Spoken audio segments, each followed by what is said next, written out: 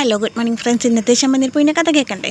സ്വന്തം മകനെ ഒന്ന് താലോലിക്കാനും അവൻ്റെ കൂടെ കുറച്ച് നേരം ഇരിക്കാനും വേണ്ടിയിട്ട് പെടാപ്പാട് പെടുന്ന ഒരമ്മ, അതായത് ശ്രുതിയുടെ വേദനയാണ് നമ്മൾ ഇന്നത്തെ ചെമ്പന്തിയിൽ പോയി കാണുന്നത്. അതിന് വേണ്ടിയിട്ട് സ്വന്തം മകൻ്റെ അടുത്ത് കുറച്ച് നേരം ഒറ്റയ്ക്ക് ഇരിക്കാൻ വേണ്ടിയിട്ട് മറ്റുള്ളവരെല്ലാം പറഞ്ഞു വിടുന്ന ഒരമ്മയുടെ മാനസികാവസ്ഥയാണ് ഇന്ന് നമ്മൾ കാണുന്നത്. അതിന് വേണ്ടി മെനയുന്ന തന്ത്രങ്ങളാണ് നമ്മളിന്ന് കാണുന്നത്. അങ്ങനെ രേവതി ആദ്യമോന് പാലും ഇതൊക്കെ കൊടുത്തു കഴിഞ്ഞിട്ട് പുറത്തേക്ക് ഇറങ്ങിയ സമയത്ത് വിമലോട് ദേഷ്യപ്പെടുന്നുണ്ടല്ലോ ശ്രുതി. അവളെന്തിനാ എൻ്റെ മോനെ എത്ര സ്നേഹിക്കണ? അവളാണോ എൻ്റെ മോൻ്റെ അമ്മ? അപ്പോൾ നിന്നെക്കാട്ടിലും കൂടുതൽ 10 മടങ്ങ് രേവതി ആദ്യമോനെ സ്നേഹിക്കുന്നു പറയുമ്പോൾ അപ്പം ഞാൻ സ്നേഹിക്കുന്നില്ല എന്നാണ് അമ്മ പറയണേ എന്നൊക്കെ ചോദിച്ചിട്ട് ശ്രുതി ഷൗട്ട് ചെയ്യണം. അപ്പം തന്നെ ശ്രുതിയുടെ സ്വാർത്ഥത നമുക്ക് മനസ്സിലാവും. ശ്രുതിയുടെ മോനെ ശ്രുതിക്ക് ജീവനാണെന്നുള്ള സ്വാർത്ഥതയാണ് നമുക്ക് മനസ്സിലാവുന്നത്.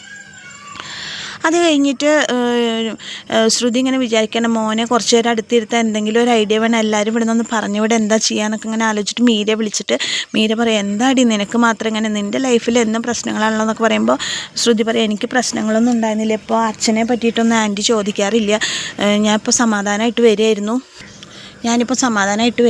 പക്ഷേ അതിൻ്റെ ഇടയിൽ കൂടെ സച്ചി രേവതിയാണ് വീണ്ടും ഈ പ്രശ്നങ്ങളൊക്കെ ഉണ്ടാക്കണമെന്ന് പറയാണ്. നീ എന്നെ ഒന്ന് ഹെൽപ്പ് ചെയ്യാൻ പറ്റുമെന്ന് ചോദിക്കും. അപ്പോൾ എന്താണെന്ന് ചോദിക്കുമ്പോൾ പറയും, നീ ഞാൻ പറയണ പോലെ ഒരു ഐഡിയ ചെയ്യുമോ ചോദിച്ചിട്ട് മീരയ്ക്ക് ഒരു ഐഡിയ പറഞ്ഞു കൊടുക്കണം. ഓക്കെ ഞാൻ ചെയ്യാം, ഞാൻ നിന്നെ സഹായിക്കാൻ വേണ്ടിയിട്ട് മീര ഫോൺ വെച്ചു. അത് കഴിഞ്ഞ് അപ്പം തന്നെ രേവതിക്ക് ഒരു കോൾ വരുമ്പോൾ രേവതി ഹലോ പറയുമ്പോൾ, രേവതി ഞാൻ മീരയാണ് പറയും. മീരയോ? ഏത് മീര ചോദിക്കുമ്പോൾ ഞാൻ ശ്രുതിയുടെ ഫ്രണ്ടാണ്. എന്താ മീര വിളിച്ചത് ചോദിക്കുമ്പോൾ, എന്താ എനിക്ക് നിന്നെ വിളിക്കാൻ പാടില്ല? ഒക്കെ വിളിക്കാൻ പാടായിരിക്കുന്നില്ല, പക്ഷേ എന്നെ വിളിക്കാറില്ല, അതുകൊണ്ട് ചോദിച്ചതാന്ന് പറയും.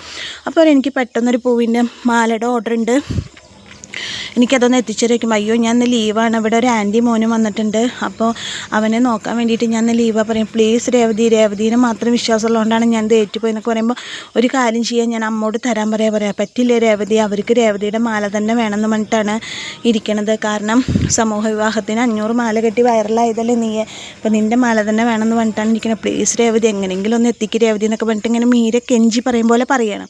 അപ്പോൾ രേവതി പറഞ്ഞു, ശരി നീ എന്നെ വിശ്വസിച്ചേൽപ്പിച്ചല്ലേ ഞാൻ കൊണ്ടുവരാമെന്ന് പറയുമ്പോൾ, ശരി ലൊക്കേഷൻ പറഞ്ഞു കൊടുക്കാൻ, എന്നിട്ട് അവിടെ എത്തിയിട്ട് നീ എന്നെ വിളിച്ചാൽ മതി പറയണേ. അപ്പോൾ രേവതി പറഞ്ഞു, ശരി ഞാൻ കൊണ്ടുതരാം, അല്ലെങ്കിൽ നീ ആരെങ്കിലും കൊണ്ട് വീട് പറയുമ്പോൾ പറയും, അയ്യോ ആരുമില്ല രേവതി, എനിക്ക് വർക്കുണ്ട്, അതുകൊണ്ട് രേവതി ഒന്ന് കൊണ്ടുവന്നതായോ വേഗം പോവാലോ എന്നൊക്കെ പറയണം. അങ്ങനെ അവളുടെ ആ വാക്കുകളൊക്കെ കേട്ടിട്ട് രേവതി അതിൽ വീഴണം. ശരി ഞാൻ കൊണ്ടുവന്ന് തരാമെന്ന് പറയുന്നു. അങ്ങനെ രേവതി ആ ഓർഡർ ഏറ്റെടുക്കണം.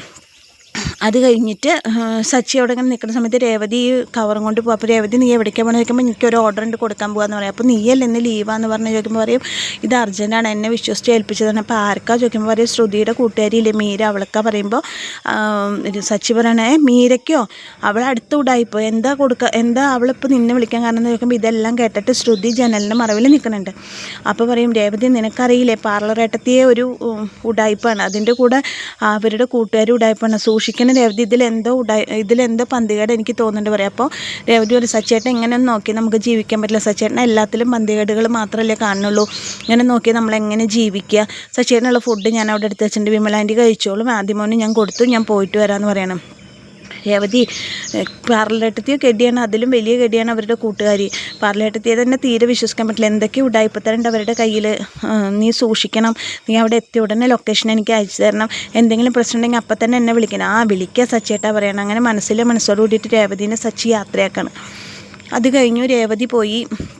അത് കഴിയുമ്പോൾ ശ്രീകാന്തും വർഷ ഇറങ്ങുമ്പോൾ ശ്രീകാന്ത് വർഷയോട് ചോദിക്കും, എന്താ വർഷയുടെ മുഖം എത്ര പ്രസാദം ചോദിക്കുമ്പോൾ വർഷ പറയും, എന്തൊരു ടേസ്റ്റ് ആയിരുന്നു ശ്രീകാന്ത് ഇന്നത്തെ ഫുഡിന്, അടിപൊളി ഫുഡായിരുന്നു, എന്താ കുറുമ ടേസ്റ്റ്, നമ്മൾ റെസ്റ്റോറൻറ്റ് തുടങ്ങുകയാണെങ്കിൽ ആരായിരിക്കും ശ്രീകാന്ത് അവിടെ മാസ്റ്റർ ഷെഫ് ചോദിക്കുമ്പോൾ, അത് ഞാൻ രേവതി ചേച്ചിയാണ് മാസ്റ്റർ ഷെഫായിട്ട് വെക്കാൻ പോകുന്നത്, എന്ത് ടേസ്റ്റ് രേവതി ചേച്ചിയുടെ ഫുഡിന് എന്നൊക്കെ പറയുമ്പോൾ ശ്രീകാന്ത്, അപ്പം ഞാൻ നല്ല കുക്കല്ല, നീ കുക്കാണ്, പക്ഷേ നീ രേവതി ചേച്ചിയുടെ അസിസ്റ്റൻ്റായിട്ട് വരുള്ളൂ എന്നൊക്കെ പറയാണ്.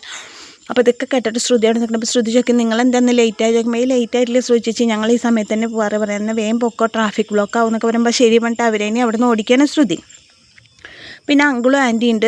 അപ്പോൾ അങ്കിൾ കൊണ്ട് ചോദിക്കും, ശ്രുതി പോയി ചോദിക്കുമ്പോൾ ഉവ്വ് പറയാം, അവത്തിന് മടിയനാണ്, അവൻ്റെ മടി മാറ്റേണ്ടത് മോളാണ്, അവൻ്റെ കൂടെ എല്ലാത്തിനും സപ്പോർട്ടായിട്ട് നിൽക്കണം എന്നൊക്കെ പറയാണ് രവീന്ദ്രൻ. അതൊക്കെ ഞാൻ നോക്കിക്കോളാം അങ്കിളെ എന്ന് പറയാണ്. മറ്റൊരു ഫുഡൊക്കെ കഴിക്കുമ്പോൾ അവർക്ക് ഫുഡൊക്കെ രേവതി കൊടുത്തു എന്ന് പറഞ്ഞു. ഇനി അങ്കിളിനെ ആൻറ്റീനെ എവിടെന്നെങ്കിലും ഓടിക്കണ്ടേ? അപ്പോൾ അങ്ങനെ ചന്ദ്രമതി പറയണേ, രേവതി ചായ പറയുമ്പോൾ രേവതി ഇവിടെ ഇല്ല, പുറത്തേക്ക് പോയേക്കാണെന്ന് പറയാണ്. വീണ്ടും അവൾ ഊര് ചുറ്റാൻ ഇറങ്ങിയോ. അപ്പോൾ എന്താ ചന്ദ്ര എങ്ങനെ പറയണം, അവരുടെ ഡ്യൂട്ടി അവൾക്ക് ചെയ്യേണ്ടത്. എന്ത് ഡ്യൂട്ടി? നമ്മളെ നോക്കലല്ല അവളുടെ ഡ്യൂട്ടി. ഞാൻ വിളിക്കുമ്പോൾ വിളിപ്പുറത്ത് അവൾ ഇവിടെ ഉണ്ടാവണം, അതാണ് വേണ്ടത്. ഇവിടുത്തെ വീട്ടുപണികളെല്ലാം ചെയ്ത് ഇവിടെ എല്ലാവരുടെയും കാര്യങ്ങൾ നോക്കി ഞാൻ വിളിക്കുമ്പോൾ വിളിച്ച ഉടനെ വെളിപ്പുറത്ത് അവൾ ഉണ്ടാവണം, അതാണ് വേണ്ടതെന്നൊക്കെ പറയണം. അതൊക്കെ നിൻ്റെ തോന്നിയസ്ഥര എന്നൊക്കെ പറഞ്ഞിട്ട് രവീന്ദ്രൻ ചന്ദ്രമതിനെ ചീത്ത പറയണം.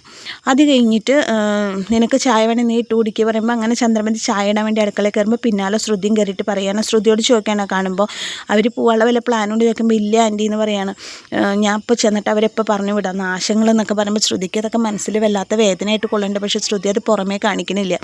അത് കഴിഞ്ഞിട്ട് വേണ്ട ആൻറ്റി ഇപ്പോൾ ചെന്നിട്ട് ദേഷ്യപ്പെട്ടിട്ടുണ്ടെങ്കിൽ സച്ചി അത് കേൾക്കുമ്പോൾ 2 ദിവസം നിർത്തണം അവരേനെ, 1 മാസം സച്ചി ഇവിടെ നിർത്തുക, അത് വേണ്ട ആൻറ്റി പറയാണ്. പിന്നെ എന്താ ചെയ്യുമ്പോൾ ഒരു ഐഡിയ ഉണ്ട് അവരെ ഓടിക്കാൻ. നമ്മളവരെ അവഗണിച്ചു, അവരേനെ ആരും നോക്കണില്ല എന്നുള്ള രീതിയിൽ അവരേനെ അവഗണിച്ച പോലെ നടത്തണം. അപ്പോൾ അതിനെന്താ ചെയ്യണമെന്ന് ചോദിക്കുമ്പോൾ രേവതി പോയി, വർഷയും ശ്രീകാന്തും പോയി, ശ്രുതി പോയി, ഇനി ആൻറ്റി അങ്കിളും കൂടി പുറത്തേക്ക് പോകണം, ഞാനും പാർലറിൽ പോകും. അപ്പോൾ അവരേനെ ശ്രദ്ധിക്കാൻ, അവരുടെ കാര്യങ്ങൾ ശ്രദ്ധിക്കാൻ ഇവിടെ ആരുമില്ല, നമ്മളെല്ലാവരും പോയി എന്ന് കണ്ട് അവർ തനിയെ പൊക്കോളും പറഞ്ഞിട്ട് ഐഡിയ പറഞ്ഞു കൊടുക്കാനും ശ്രുതി. അപ്പോൾ അങ്ങനെ പോകുമ്പോൾ ഇവിടുന്ന് എന്തെങ്കിലും കട്ടാൽ വയ്ക്കുമ്പോൾ അവർ കക്കൊന്നുമില്ല, അവർ നല്ല ആൾക്കാരാന്നൊക്കെ പറയുമ്പോൾ അതെങ്ങനെ നിനക്കറിയാം ചോദിക്കുമ്പോൾ എൻ്റെ ആൻറ്റി അങ്ങനെ ഒന്നും ചെയ്യില്ല, അവരുടെ പെരുമാറ്റം കണ്ട് അറിഞ്ഞൂടെ എന്നൊക്കെ പറയണം. എന്നാൽ പെട്ടെന്ന് വരാവുന്ന സ്ഥലത്തേക്ക് പോകരുതിട്ട് ആൻറ്റി, കുറച്ച് ദൂരത്തേക്ക് പോകാൻ പാടുള്ളൂ എന്നൊക്കെ പറയണം. എന്നാൽ ശരി, ഞാൻ രവിയേട്ടനെയും കൂട്ടിയിട്ട് ദൂരത്തുള്ള ഏതെങ്കിലും അമ്പലത്തേക്ക് പോകാനുള്ള പരിപാടി നോക്കാം എന്നൊക്കെ അങ്ങനെ പറയണം. അങ്ങനെ എല്ലാവരെയും ഓടിച്ചിട്ട് സ്വന്തം മകനെ സ്നേഹിക്കാൻ വേണ്ടിയിട്ട് കൊതിക്കുന്ന ഒരമ്മയുടെ ഐഡിയകളാണ് ഇന്നത്തെ ചെമ്മനീർപ്പൂവിൽ കാണുന്നത്. ഇനി എന്താവും, ആരെങ്കിലും ശ്രുതിയുടെ കള്ളത്തരം പിടിക്കുക ഒന്നും അറിയില്ല. സച്ചി പോയിട്ടില്ല, സച്ചി പോകാനുള്ള ഒരുക്കത്തിലാണെന്നാണ് ശ്രുതി പറഞ്ഞത്.